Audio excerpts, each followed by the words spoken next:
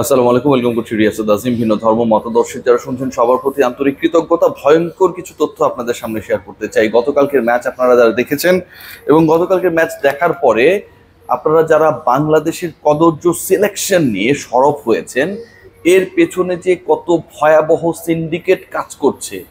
জাতীয় দলের ক্রিকেটারদেরকে 15 সদস্যের যে দলটা এই মুহূর্তে চট্টগ্রামের রেডিসন ব্লুতে অবস্থান করছে, আমিনুল ইসলাম বুলবুল, তিনি অন্য কেউ না, not even cricket operations chairman. এই ক্রিকেটারদের সাথে যদি ইন্টেন্সিভলি বসেন তাহলে ভেতরের আগলি রূপ, ডার্টি পিকচার, একটা মুভি ছিল বিদ্যা বালানের, অনেক আলোচিত মুভি ছিল নাসিরুদ্দিন শাহ বিদ্যা বালানের। বাংলাদেশ ক্রিকেট বোর্ডে এই ডার্টি পিকচারের রূপকার কে? চিনতে পারবেন Aminul Islam Bulbul. The way actually the team is being running, এটা টোটালি আনএক্সেপ্টেবল। গতকাল জাকির আলী অনেককে নিয়ে আলোচনা করেছি, সেই আলোচনা থাকছে এবং তাকে ব্যাক করার পেছনে জাতীয় দলের এক লোকাল কোচ যে কদর্য ভূমিকা রাখছে, যে সিন্ডিকেটবাজি করছে। প্রত্যেকটা ম্যাচের আগে অন্য ক্রিকেটাররা যারা জাকিরের পজিশনে খেলেন, যেদিন জাকির 11-এ থাকেন না, সেই চাপটা তাদের উপর পড়ে যে জাকির নাই এবং এটা হচ্ছে স্যারের অপছন্দে হয়েছে, যেহেতু জাকির আজকে 11-এ থাকছেন না। সো আমি যদি একটু খারাপ করি আমার কল্লাটা যাবে। এই যে সিন্ডিকেট বাজি চলছে এবং সেই সিন্ডিকেট বাজিতে এমন এক অবস্থা, জাকির আলী অনেক যখন ব্যাট করতে নামেন, আপনারা খেয়াল করে দেখবেন যে আমাদের আশপাশে অনেক সময় অনেক মশার উপদ্রব বাড়ে। আমরা করি কি, ওই মশা তাড়ানোর জন্য র্যাকেট ইউজ করি, ব্যাট ইউজ করি, এদিকে মারি সেদিকে মারি, দু একটা ধামধুম করে মরে আর কিছু মশা পালিয়ে যায়, রাইট? জাকির আলী অনেকের ব্যাটিংটা যদি দেখেন, তিনি যেভাবে অফ স্ট্যাম্পের বাইরের বল, হোয়াইট বল, 6 স্ট্যাম্পের বল তাড়া করেন, যেন তিনি ওই মশা ক্রিজের আশপাশে তার কানের কাছে ভনভন করছে, সেটা মারার জন্য ক্রিকেট ব্যাটকে মশা মারার ব্যাট বানিয়ে একবার এদিক মারেন একবার সেদিক মারেন, সব অফসাইডের মশা মারার চেষ্টা করেন। একজন আন্তর্জাতিক ক্রিকেটার কত আগলি ব্যাটিং করতে পারেন, কত প্ল্যানলেস ব্যাটিং করতে পারেন, কত প্রশ্নবিদ্ধ শটস খেলতে পারেন, কতটুকু স্কিলফুল হলে অফসাইডের বাইরের বল তিনি টেনে লেগে মারার চেষ্টা করতে পারেন। এবং সেই ক্রিকেটার দিনের পর দিন তাকে ক্যারি করা হয়, ম্যাচের পর ম্যাচ ব্যর্থ হওয়ার পরেও তাকে দলে সুযোগ দেওয়া হয়। বিলো 100 স্ট্রাইক রেটে ব্যাট করার পরেও তার স্ট্রাইক রেট নিয়ে টিম ম্যানেজমেন্টে প্রশ্ন ওঠে না।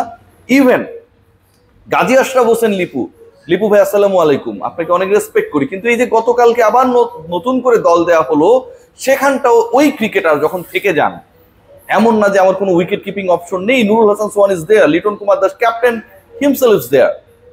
যখন জাকির আলী অনেককে না রেখে দল ঘোষণা করতে পারে না আমাদের লিপু ভাইরা, ঠিক তখন এই সিন্ডিকেট বাজিটা প্রকাশ্য হয়ে যায়, প্রকাশ্য হয়ে যায়। বুলবুল ভাই, এই ব্যাপারগুলো আপনারা দেখছেন না।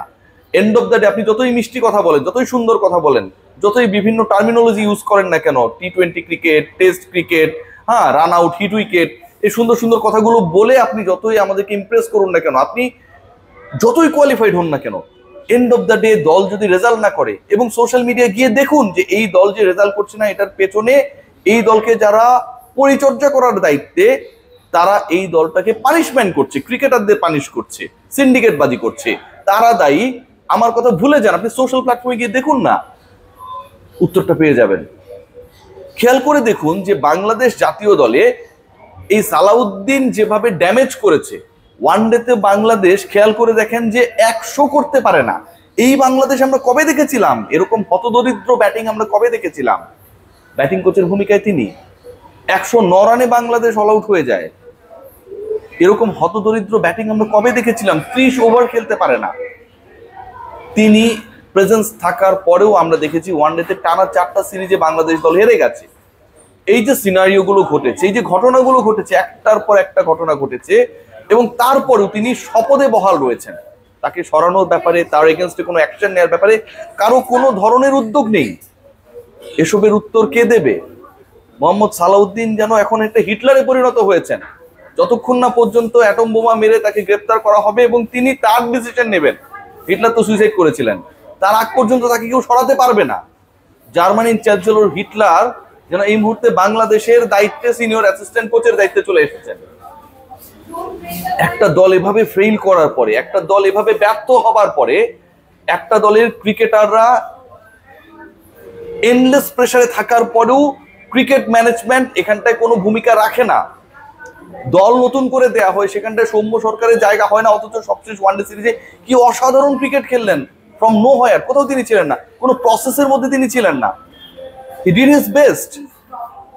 এখানটায় আমরা দেখি না মোসাদ্দেক হোসেন সৈকতরা কোনো ধরনের প্রসেসের মধ্যে রয়েছেন, ইয়াসির চৌধুরী রাব্বিরা কোনো প্রসেসের মধ্যে রয়েছেন আমরা দেখি না। ফাঁকা মিডল অর্ডার নিয়ে আমরা খেলছি, তাওহিদ হৃদয়, জাকের আলী অনিক, এবং এই মেকানিজমটা টোটালটাই কুমিল্লা ভিক্টোরিয়ান্স মেকানিজম এটাকে হচ্ছে ডিল করছে। খেয়াল করে দেখুন, Liton Kumar Das, he was the captain of Comilla Victorians. Imrul কায়েসকে ওখান থেকে মোহাম্মদ সালাউদ্দিন সরিয়ে ওই সময় গুটিটা শুরু হয়েছিল, লিটন কুমার দাসকে ক্যাপ্টেন্সি দেন। সেই ক্যাপ্টেন ন্যাশনাল টি-20 ক্যাপ্টেন, সেই কোচ জাতীয় দলের senior batting coach, assistant coach, এবং তাদের দলে অবভিয়াস চয়েস হিসেবে আমরা দেখি তাওহিদ হৃদয়কে। ফেইলিওর, তার কাজ করতে পারছেন না, স্ট্রাগল করছেন, 10 ম্যাচ পর একটাই ভালো করবেন সেই আশায় আমরা বসে থাকবো। সেই ম্যাচের 11-এ কোনো কিছু না করে from nowhere Zakir Ali অনেক ঢুকে যান। এর থেকে বিরল দৃষ্টান্ত হতে পারে, যেভাবে তিনি অফসাইডে মারবেন না টাইপ খেলা হয়, আমরা 6 সাইড খেলি, আমরা সার্কেল ক্রিকেট খেলি দেখবেন রাতের বেলায়। শীতকাল আসছে, সেই ক্রিকেট বেড়ে যাবে, বিভিন্ন ক্যাম্পাসে বেড়ে যাবে, বিভিন্ন কোয়ার্টারের কলোনিগুলোতে বেড়ে যাবে, বিভিন্ন মাঠে বেড়ে যাবে। এবং এই টুর্নামেন্টে হয় কি জানেন, যে বল যদি উপর দিয়ে চলে যায় তাহলে আউট, অফসাইডে চলে গেলে যেন ওই যে 6 ভার্সেস 6 খেলা যেটা আমরা খেলি, 6 মারলেই আউট, অফসাইডে মারলেই যেন পুকুর আছে, বঙ্গোপসাগর রয়েছে, বলটা হারিয়ে যাবে, এরপরে নতুন বল নিয়ে জাকেরদের এগেনস্টে বোলিং করতে নামবে ওয়েস্ট ইন্ডিজ, তারা সর্বনাশ হয়ে যাবে। জাতীয় দলে আমার প্রপার কোনো ওপেনিং ব্যাটার আমরা সেট করতে গিয়ে সৌম্য সরকারকে যখন পাই, ঠিক তখন তাকে আমরা, সৌম্যকে তো আপনি 6-7-ও ব্যবহার করতে পারবেন, আমরা এর আগে ব্যবহার করেছি না, সেখানটাও পরিকল্পনায় রাখি না, কারণ আমার জাকেরকে রাখতে হবে। শামীম হোসেন পাটোয়ারি, জাকের আলী অনিক, নুরুল হাসান সোহান, 3 জন স্লগার আমার কেন প্রয়োজন? সোহান থাকার পরেও দেখবেন লিটন কুমার দাস, বাংলাদেশের বেস্ট কিপার থাকার পরেও তিনি কিপিং করবেন। এবং গতকালকে বাংলাদেশের বোলিং ইনিংসের ভেরি ফার্স্ট বলে তিনি ক্যাচ মিস করেছেন, স্লিপের ক্যাচ নিজেই পাকনামি করে ধরতে গেছেন। এই যে ঘটনাগুলো ঘটে, এই ঘটনাগুলো যে ঘটছে, এগুলোর কোনো দায়বদ্ধতা নেই, এগুলো নিয়ে কেউ কথা বলবে না। তানজিদ হাসান তামিম খুব সুন্দর কথা বলে গেছেন যে জাকের আলী অনেকের প্রতি ভরসা ছিল। তানজিদ তামিম যে কথাটা বলেন নাই, মনে মনে গালি দিয়েছেন যে আমি যে প্রেসারে পড়লাম, আমি যে আউট হইলাম, আমার আউট নিয়ে যে সমালোচনা হচ্ছে, এটার মূল কারণ তো আমার পার্টনার 94 স্ট্রাইক রেটে ব্যাট করছিল, আমার ওভাবে উল্টা পাল্টা না মারা ছাড়া হয়েছিল না। কেউ সেই কথা বলে না।